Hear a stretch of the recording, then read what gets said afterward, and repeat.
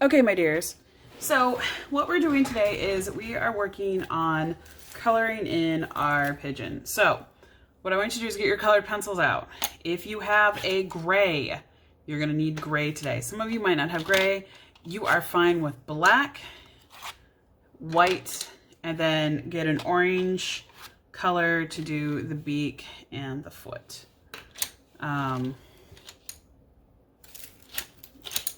I like this one better.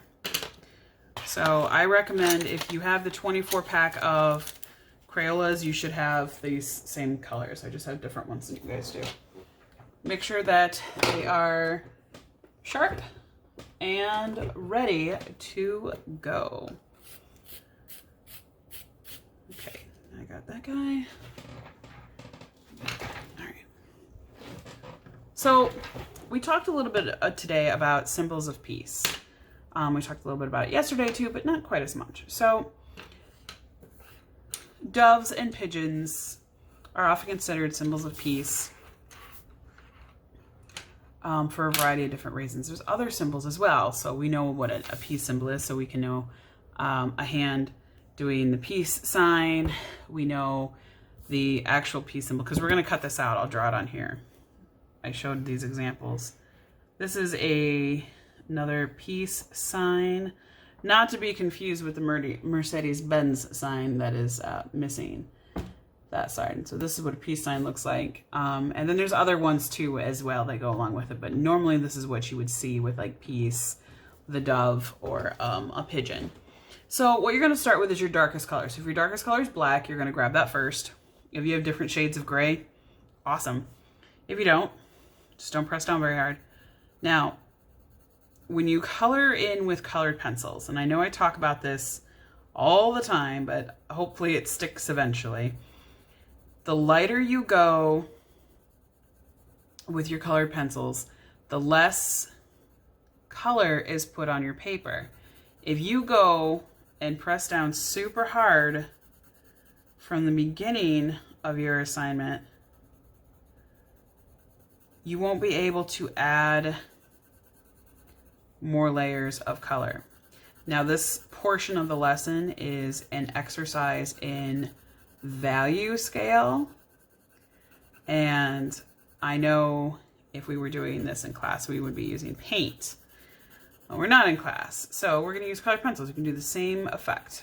So I'm starting with my darkest color, as you can see, and I want to make sure that it looks a very dark gray. The cool thing is with colored pencils, when you apply them to paper, they get naturally lighter on their own, depending on how hard you press and how many layers of pencil you put down. Now, I've gone over this a couple of times, and you can see in the video that's gotten progressively darker. It's fine. It's what it's supposed to do. I'm going to bring this down just a little bit more like that. There we go. Then I'm going to even out my color texture. There we go. All right, now I'm going to move on to my gray color. Now, if you notice, they're very similar. That's okay. I just, instead of pressing down so hard, I lightened up how hard I was pressing because I was pressing down too hard. If you notice, I'm holding my colored pencil farther back in my hand. There's a reason for that. I do that because you want your colored pencil to touch the paper enough to leave a mark on there, but not enough to where it's going to go through. Okay. And you can do this in a variety of different ways. You can do different layers of color. The tail does get a little bit darker.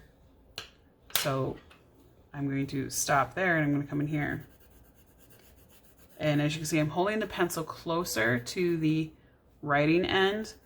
And you can see how much darker, I'm not pressing down the same amount as I was pressing down over here. I'm just holding the pencil closer to my hand so it has more direct contact with the paper. So I'm going to move back a little bit. And that's going to help create the gradient that I'm trying to achieve.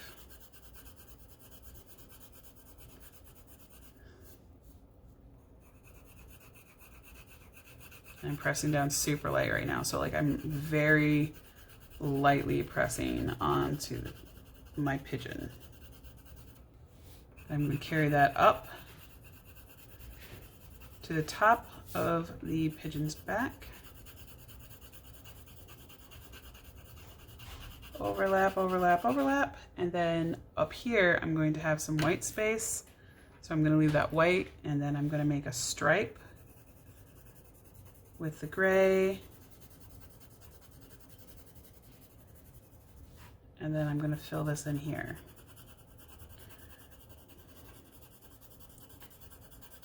With the gray again. If you go outside your lines, it's okay. Because if you go outside your lines, we're cutting out the pigeon and putting it onto another piece of paper.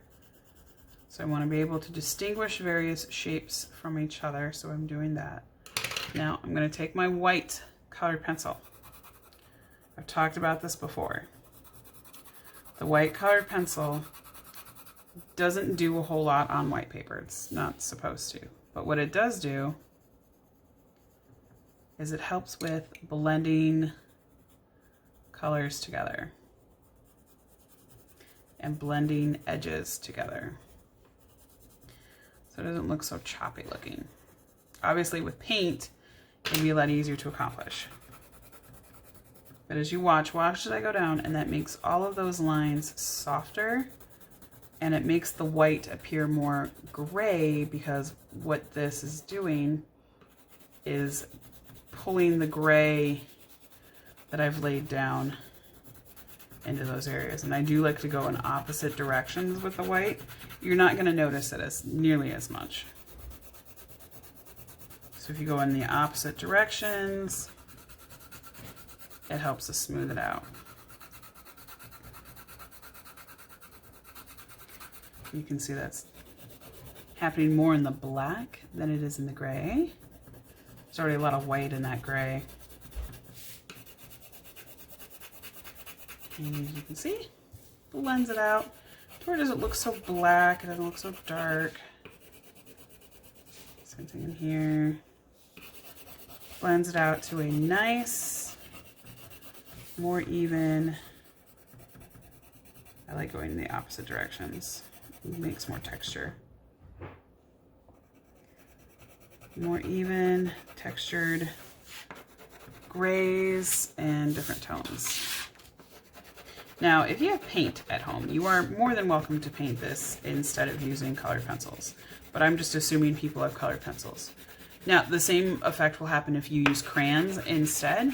Crayons and colored pencils work the same way, they just look slightly different. All right, and then all you have to do on this last part, I am gonna add a little bit. I know I use black there, but I don't wanna add a lot. I just wanna like feather it together a little bit, which is funny because it's supposed to be feathers. Go down here to the foot. Color in your foot. Very orange color I chose. It's fine. It'll stand out. And the same thing, do the beak. Alright, and that is all you have to do. And remember, if you go outside the lines, it's okay. We're cutting them out and gluing them onto a separate background. Alright, friends, that's all I have for you today. Have a great day.